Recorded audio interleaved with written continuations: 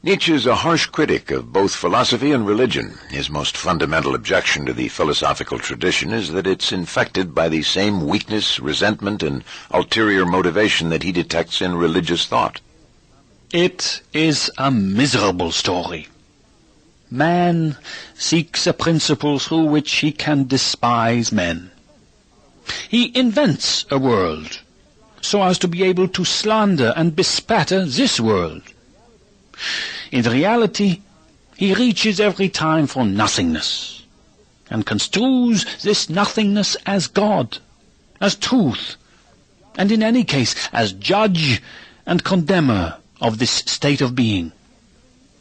The history of philosophy is a secret raging against the preconditions of life, against the value feelings of life, against partisanship in favor of life. Philosophers have never hesitated to affirm a higher world, provided it contradicted this world, and furnished them with a pretext for speaking ill of this world.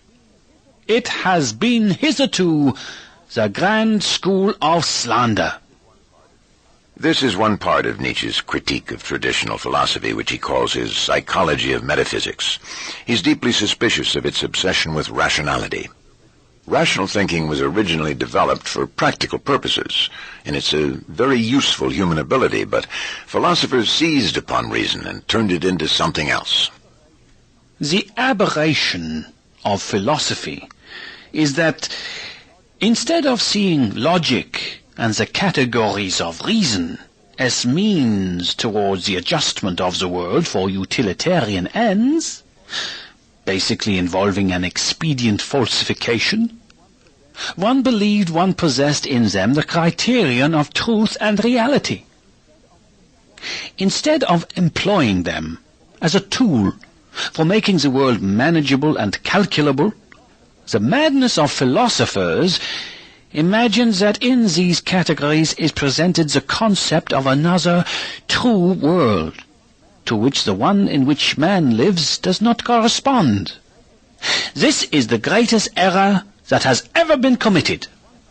One believed one possessed a criterion of reality in the forms of reason, while in fact one possessed them in order to become master of reality, in order to misunderstand reality in a shrewd manner. And behold, now this world came to seem false, and precisely on account of the properties that constitute its reality: change, becoming, multiplicity, opposition, contradiction, war. And then the entire fatal error was there. But Nietzsche doesn't merely criticize religious and philosophical thinkers. He goes on to call for new philosophers, for a new kind of philosophical thinking, a philosophy of the future. Such a philosophy, he says, would remain faithful to the earth. It would seek and yield a new and better understanding of ourselves and the world, an understanding that would be more truthful and insightful than previous interpretations. This new philosophy might also help us overcome nihilism, and so would contribute to the further enhancement of life. Where then must we reach with our hopes, Nietzsche asks. He answers, toward new philosophers. There is no choice.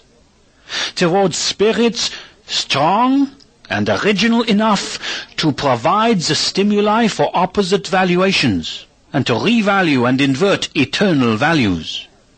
To teach man the future of man as dependent on his will, and to prepare great ventures of discipline and cultivation, putting an end to that gruesome dominion of nonsense and accident that has so far been called history. The new philosopher must be able to analyze and criticize, and these are tasks at which Nietzsche himself excelled. But critical analysis is only the beginning of his kind of philosophy. My style is affirmative, and deals with contradiction and criticism only as a means.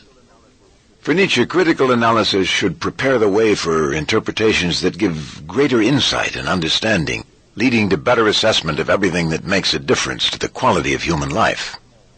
More and more, it seems to me that the philosopher, being of necessity a man of tomorrow and the day after tomorrow, has always found himself, and had to find himself, in contradiction to his today.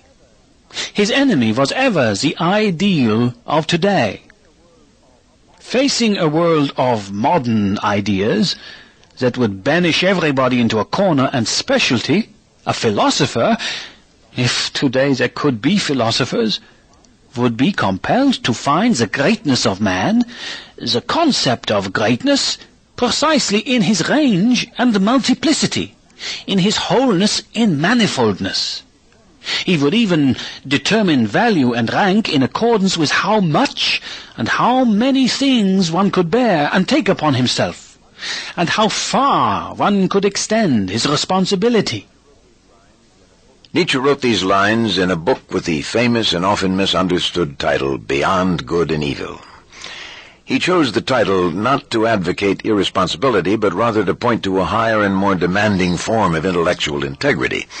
His new philosophers are to go beyond good and evil by inquiring into all things, honestly and courageously, refusing to allow conventional ideas about good and evil to prejudice their thinking.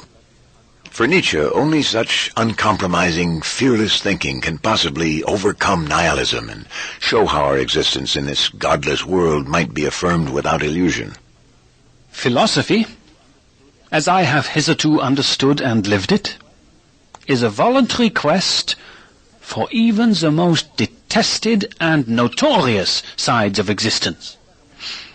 Such an experimental philosophy even explores the possibilities of the most fundamental nihilism. But this does not mean that it must halt at a negation, a no, a will to negation. It wants rather to cross over to the opposite of this, to a Dionysian affirmation of the world as it is, without subtraction, exception, or selection. The highest state a philosopher can attain is to stand in a Dionysian relationship to existence. My formula for this is amor fati, the love of fate. It is part of this state to perceive not merely the necessity of those sides of existence hitherto denied, but their desirability as the more powerful, more fruitful, truer sides of existence, in which its will finds clearer expression. Nietzsche knows how dangerous and difficult it is to embark upon his kind of philosophical thinking. It's dangerous because it questions all the values and ideas we ordinarily live by and take for granted. He who really questions these values and ideas risks madness. Genuinely philosophical thinking is also difficult, now more than ever, for there are many ways a thinker can be sidetracked, led astray. The dangers for a philosopher's development are so manifold today that one may doubt whether this fruit can still ripen at all. The scope and the tower building of the sciences has grown to be enormous. And with this also the probability that the philosopher grows weary while still learning, or allows himself to be detained somewhere to become a specialist, so that he never attains his proper level, the height for a comprehensive look, for looking around, for looking down. Or he attains it too late, when his best time and strength are spent. It may be precisely the sensitivity of his intellectual conscience that leads him to delay somewhere along the way. Add to this, by way of once more doubling the difficulties for a philosopher, that he demands of himself a judgment, a yes or no, not about the sciences, but about life and the value of life. He is reluctant to come to believe that he has a right, or even a duty, to such a judgment, and must seek his way to this right and faith only from the most comprehensive, perhaps most disturbing and destructive experiences. But the genuine philosopher feels the burden and the duty of 100 attempts and temptations of life. He risks himself constantly. Nietzsche knows that he places great demands on his readers, but he writes for the few who can meet him on his own terms, those who can measure up to his high standards. One must be honest in matters of the spirit to the point of hardness before one can even endure my seriousness and my passion. One must be skilled in living on mountains, seeing the wretched ephemeral babble of politics and national self-seeking beneath oneself. One must have become indifferent. One must never ask if the truth is useful, or if it may prove our undoing. One needs strength for questions for which no one today has the courage. New ears for new music. New eyes for what is most distant. A new conscience for truths that have so far remained mute. And the will to the economy of the great style, keeping our strength, our enthusiasm in harness. To think and live like Nietzsche's new philosophers, one must possess and cultivate all these abilities and qualities. One also needs what Nietzsche calls the great health. He suggests that those fortunate enough to attain it will be richly rewarded. Being new, nameless, hard to understand, we premature births of an as yet unproven future need, for a new goal, also a new means, namely a new health, stronger, more seasoned, tougher, more audacious and gayer than any previous health. And now, after we have long been on our way in this manner, it will seem to us as if, as a reward, we now confront an as yet undiscovered country, whose boundaries nobody has surveyed yet. Something beyond all the lands and nooks of the ideal so far. A world so overrich in what is beautiful, strange, questionable, terrible, and divine, that our curiosity, as well as our craving to possess it, is insatiable.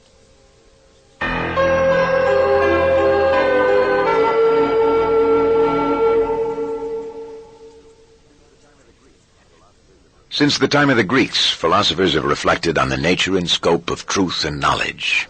Nietzsche shares this interest, but his analysis of truth and knowledge is quite unusual. He insists that they're very human affairs, inseparable from the conditions of human life. There is no relation of subject and object, but rather a particular species of animals that can prosper only through a certain relative rightness, above all, regularity of its perceptions, so that it can accumulate experience. The meaning of knowledge here, as in the case of good or beautiful, the concept is to be regarded in a strict and narrow anthropocentric and biological sense. In order for a particular species to maintain itself and increase its power, its conception of reality must comprehend enough of the calculable and constant for it to base a scheme of behavior on it. The utility of preservation, not some abstract theoretical need not to be deceived, stands as the motive behind the development of the organs of knowledge. They develop in such a way that their observations suffice for our preservation. In other words, a species grasps a certain amount of reality in order to become master of it, in order to press it into service. Most philosophers have viewed conscious life as a set of activities completely different from the world of nature. For Nietzsche, this is a mistake. We can properly understand ourselves and our activities only if human life is translated back into nature, at least initially. But Nietzsche believes we must also translate ourselves back into society. This social context has shaped and developed the human intellect in many important ways. In one of his earliest essays on this, Nietzsche begins with what he calls a little fable.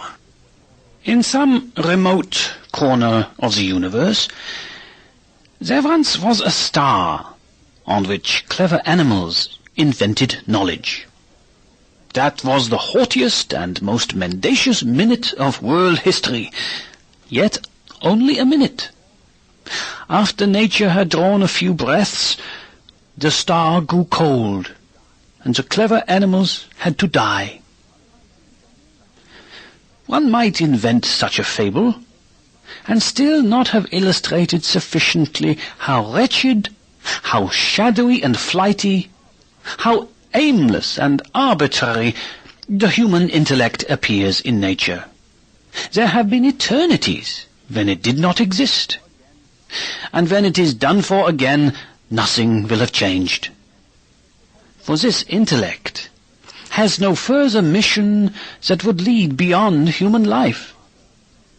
It is human, rather, and only its owner and producer gives it such importance, as if the world revolved around it. The intellect, as a means for the preservation of the individual, unfolds its chief powers in deception. For this is the means by which the weaker, less robust individuals preserve themselves, since they are denied the chance of waging the struggle for existence with horns, or the fangs of beasts of prey. Nietzsche goes on to trace the idea of truth to the establishment of conventional rules of language. As language began to develop, metaphors were used to designate things in a uniform manner. First sounds and then eventually signs were given standard meanings and uses. But Nietzsche points out that only the relation of things to man are designated by these linguistic symbols. No independent reality is depicted in them. What then is truth? A mobile army of metaphors and anthropomorphisms. In short, a sum of human relations which have been enhanced, transposed, and embellished poetically and rhetorically, and which, after long use, seem firm, canonical, and obligatory to a people. Truths are illusions, about which one has forgotten that this is what they are, metaphors, which are worn out and without sensuous power. To be truthful means using the customary metaphors. In moral terms, it means the obligation to lie, according to a fixed convention, to lie, herd-like, in a style obligatory for all. More recently, we've added scientific terms and theories to ordinary language. They improve our ability to deal with the world in many ways. But Nietzsche argues that they don't actually explain things in any ultimate sense. Physics, too, is only an interpretation and exegesis of the world, to suit us, if I may say so, and not a world explanation. Like our ordinary pre-scientific ways of talking about the world, scientific theories are effective for specific human purposes, and that, Nietzsche says, is basically what their truth amounts to. Simplification, abstraction, and the use of fictions contribute to their effectiveness in important ways by making it easier for us to control and exploit natural events. For Nietzsche, human knowledge provides only an artificial but useful conceptual scheme. Our practical needs compel us to conceptualize things in a simple way.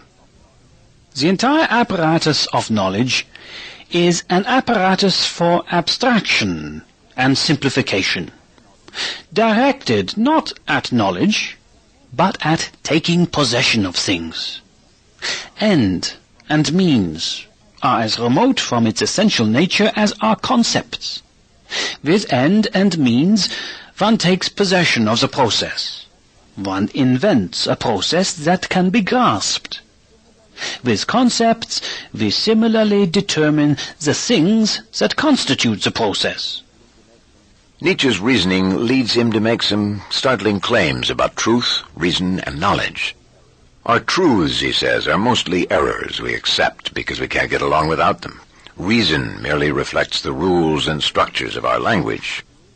Truth is the kind of error without which a certain species of life could not live. The value for life is ultimately decisive. We believe in reason. This, however, is the philosophy of grey concepts. Language depends on the most naive prejudices. We cease to think when we refuse to do so under the constraint of language. We barely reach the doubt that sees this limitation as a limitation. Rational thought is interpretation according to a scheme that we cannot throw off. Nietzsche further argues that all knowledge is interpretive rather than factual. Knowledge also can never be absolute. It always reflects perspective and context. Against positivism, which halts at phenomena, asserting that there are only facts, I would say, no. Facts is precisely what there is not, only interpretations. We cannot establish any fact in itself. Perhaps it is folly to want to do such a thing. Insofar as the word knowledge has any meaning, the world is knowable. But it is interpretable otherwise. It has no meaning behind it, but countless meanings. I call this perspectivism. It is our needs that interpret the world, our drives, and their for and against. Yet Nietzsche doesn't conclude that we can never comprehend anything at all. Our ability to shift perspectives makes it possible for us to understand much about ourselves and our world. This is his way out of the radical relativism that might seem to be implied by his emphasis on perspective and context. But precisely because we seek knowledge, let us not be ungrateful to such resolute reversals of accustomed perspectives and valuations. To see differently in this way, for once, to want to see differently, is no small discipline and preparation of the intellect for its future objectivity, to be understood not as contemplation without interest, which is a nonsensical absurdity, but as the ability to control one's pro and con, and to dispose of them so that one knows how to employ a variety of perspectives and affective interpretations in the service of knowledge. There is only a perspective seeing, only a perspective knowing. And the more affects we allow to speak about one thing, the more eyes, different eyes, we can use to observe one thing, the more complete our concept of this thing, our objectivity, will be. Nietzsche is convinced that many of the things that people often misunderstand can be better comprehended this way. They include the general character of life and the world, our human nature, and value and morality as well. Thoughts about moral prejudices, if they are not meant to be mere prejudices about prejudices, presuppose a position outside morality, some point beyond good and evil to which one has to rise, climb, or fly. The question is whether one really can get up there. This may depend on manifold conditions. One has to be very light to drive one's will to knowledge into such a distance, to create for oneself eyes to survey millennia, and, moreover, clear skies in these eyes. One must have liberated oneself from many things that oppress, inhibit, hold down, and make heavy precisely us Europeans today. Someone who wants to behold the supreme measures of value of his time must first of all overcome this time in himself. This is the test of his strength. Nietzsche has this type of insight in mind when he observes that something might be true while being harmful and dangerous to the highest degree. Such truths may be found exhilarating, harsh, and ugly, or merely uninteresting. But Nietzsche praises those daring inquirers who have the strength, courage, and intellectual ability to pursue them. One must be prepared to sacrifice all desirability to truth. Every truth. Even plain, harsh, ugly, repellent, unchristian, immoral truth. For such truths do exist. At every step, one has to wrestle for truth. One has had to surrender for it almost everything to which the heart, to which our love, our trust in life cling otherwise. That requires greatness of soul. The service of truth is the hardest service. The way to knowledge for Nietzsche is not easy. It doesn't lead directly, but in a roundabout way, to diverse vantage points on different aspects of life. Scientific inquiry, historical investigation, psychological analysis, and many other forms of reflection give some insight. Each can help us interpret the others. All these perspectives play a part in Nietzsche's kind of thinking. The results may not measure up to the standards of some philosophers, but Nietzsche finds them important. He believes they deserve the name of knowledge and surpass anything that might otherwise be achieved. And for anyone like him, this is not its only reward. And knowledge itself? Let it be something else for others. For me, it is a world of dangers and victories, in which heroic feelings too find places to dance and play. Life as a means to knowledge. With this principle in one's heart, one can live not only boldly, but even gaily, and laugh gaily too.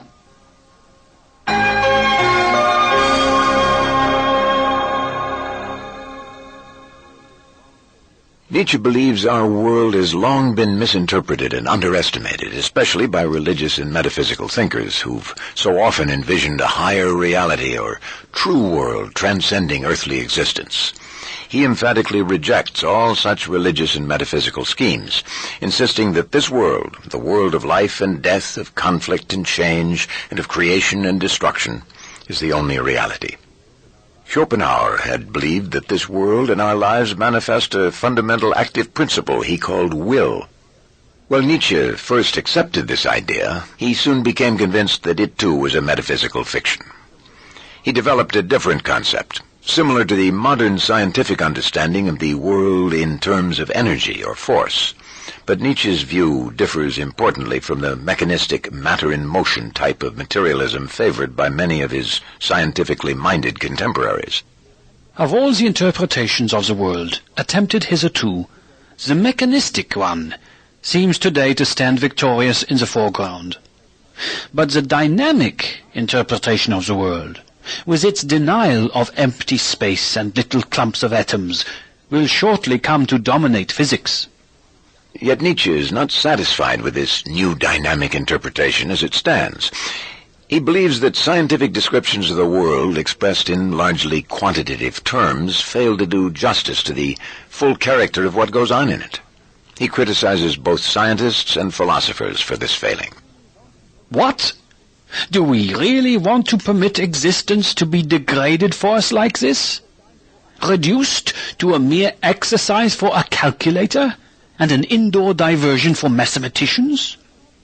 Above all, one should not wish to divest existence of its rich ambiguity.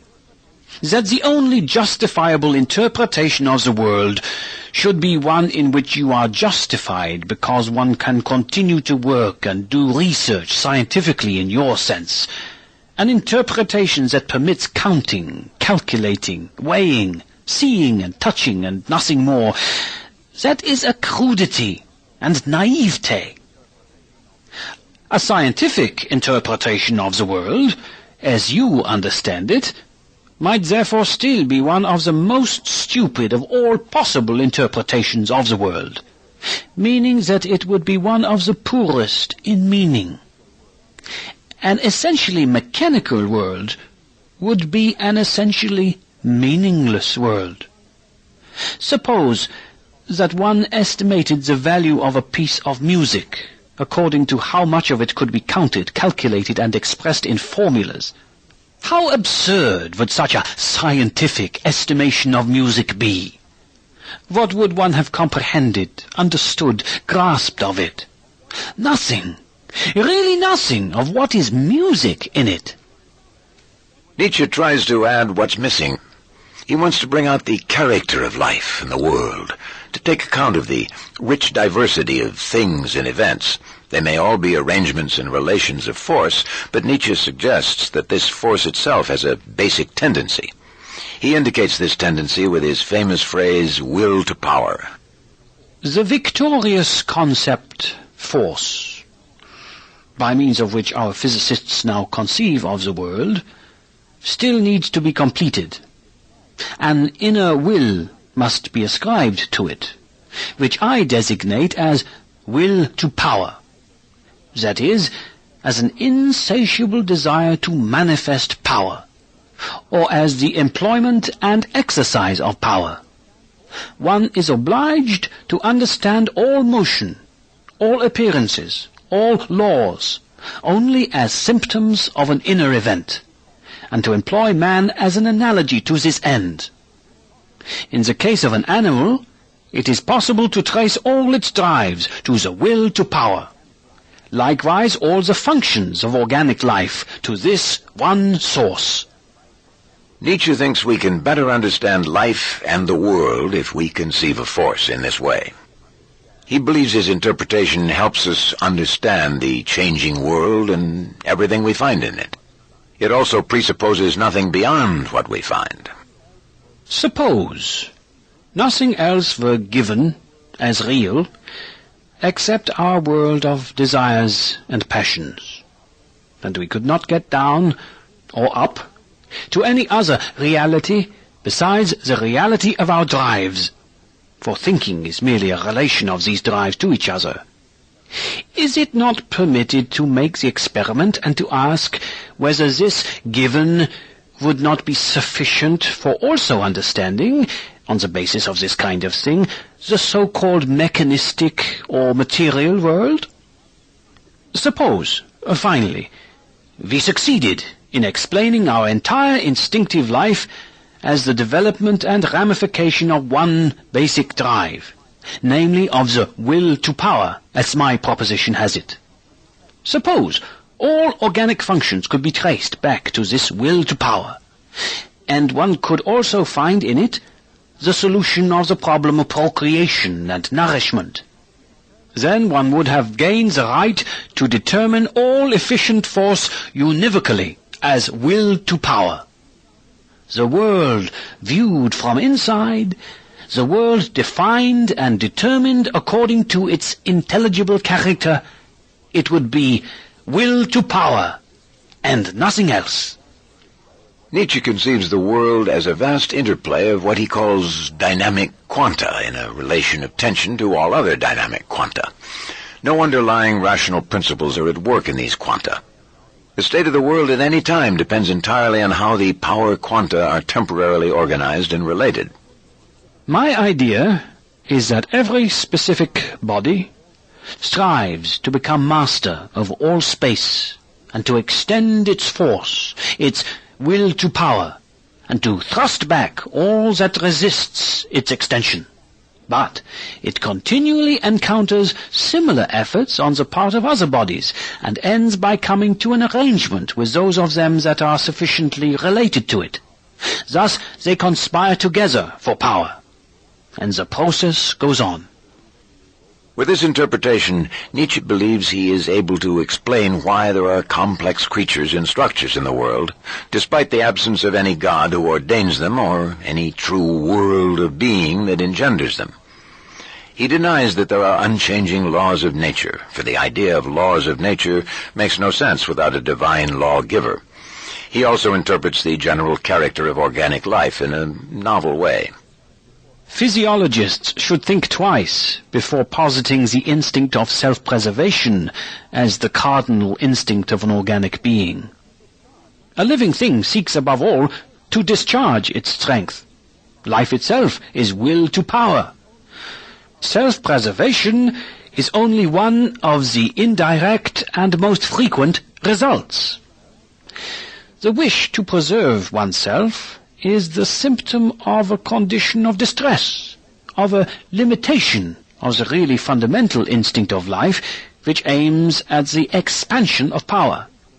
And wishing for that frequently risks and even sacrifices self-preservation. The struggle for existence is only an exception, a temporary restriction of the will to life. The great and small struggle always revolves around superiority, around growth and expansion, around power, in accordance with the will to power, which is the will of life. Nietzsche's concept of power shouldn't be understood too simply. For him, power is not just the more obvious forms of domination and control. It can also take other forms, including a whole range of more subtle influences. There are many kinds of power. The struggle for power shouldn't be thought of as a struggle for any one particular kind. When it can't be attained one way, other ways are sought, often found. New strategies in which power is differently measured, differently won. Nietzsche maintains that all processes and power relations in the world rearrange things, transforming and newly ordering them. This ordering transformation takes very different forms in different circumstances, but in all of them, power is the name of the game. It fundamentally involves imposing some new pattern of ordering relations upon things. No single kind of organized existence is either necessary or eternal, but the will to power, a fundamental tendency that both promotes and disrupts organization, is manifested throughout life and the world. This world, a monster of energy, without beginning, without end, a firm, iron magnitude of force that does not expend itself, but only transforms itself. A sea of forces, flowing and rushing together, eternally changing, eternally flooding back, with tremendous years of recurrence, with an ebb and a flood of its forms. Out of the simplest forms striving toward the most complex. Out of the stillest, most rigid, coldest forms toward the hottest, most turbulent, most self-contradictory.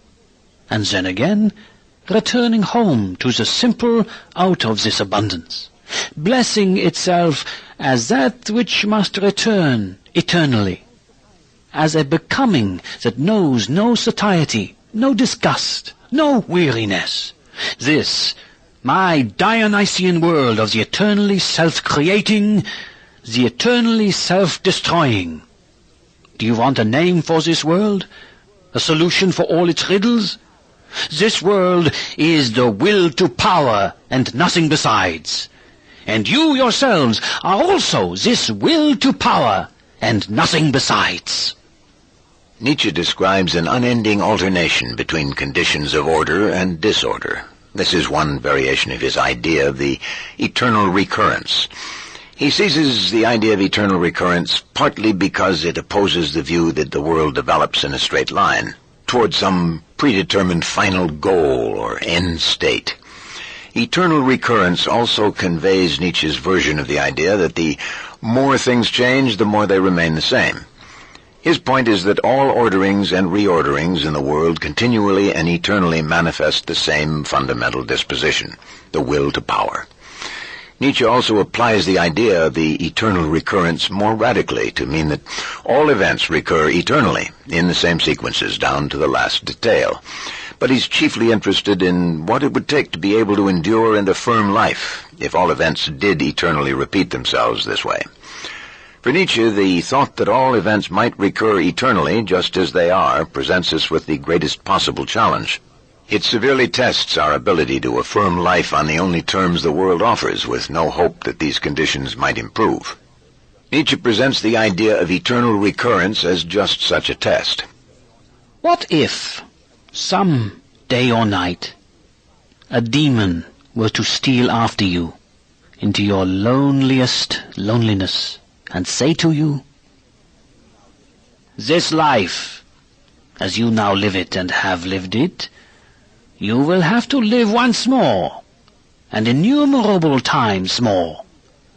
And there will be nothing new in it, but every pain, and every joy, and every thought, and sigh, and everything unutterably small or great in your life will have to return to you, all in the same succession and sequence. Even this spider, and this moonlight between the trees, and even this moment, and I myself. The eternal hourglass of existence is turned upside down again and again, and you with it, speck of dust." Would you not throw yourself down and gnash your teeth and curse the demon who spoke thus? Or how well disposed would you have to become to yourself and to life, to crave nothing more fervently than this ultimate eternal confirmation and seal? Throughout Nietzsche's writings, the idea of eternal recurrence serves mainly as a test and touchstone of strength and affirmation. The ability to meet this challenge is also the ability to live joyfully, without God, without any hope that life and the world will ever be different. Nietzsche cares less about the literal truth of the idea than about the capacity to endure the thought of it, and indeed to crave nothing more fervently.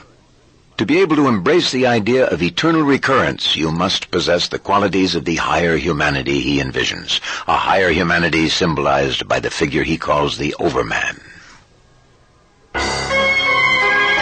This is the end of tape number 1 on Friedrich Nietzsche. The presentation is continued on tape number 2.